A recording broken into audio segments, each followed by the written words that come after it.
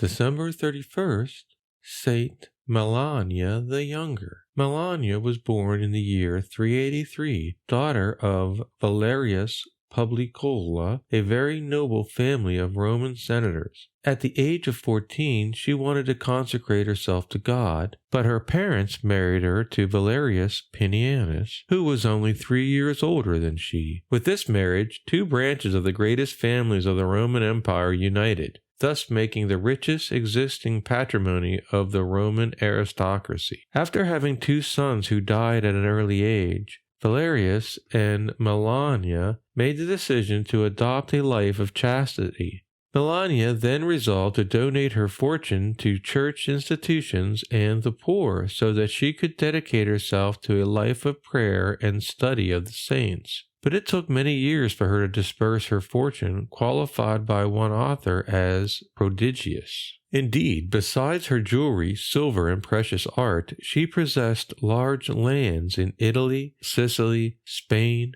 Africa, Numidia, Mesopotamia, Syria, Palestine, and Egypt. Her fortune was so massive that one palace in Rome could not be sold because no buyer with sufficient money to purchase it could be found. Even the Senate remarked on her sale of properties as an inordinate waste, but the saint remained firm in her purpose, attaining it many years later. With the money from the sales, she built convents and monasteries, protected the poor, and gave donations to the churches and rescued prisoners. Her business affairs caused the saint to travel a great deal, and she chose to reside in places where the bishops were known for holiness and knowledge of the Scriptures. In this way, she came into contact with the great saints of her time, like St. Augustine.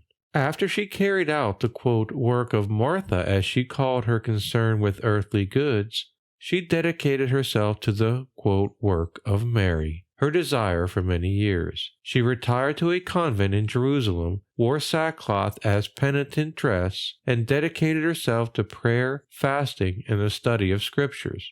She wrote greatly, doing the work of a scribe since she had a good knowledge of Latin and Greek. She encouraged the night prayer of the divine office and was the spiritual director of many convents of women. Saint Melania died in Jerusalem on December 31st in the year 439. Her life was minutely recorded by her adoptive son and spiritual disciple Gerontius. She was considered one of the great personages of her time and earned a great eulogy by Saint Jerome, who pointed to her as a model for his feminine followers.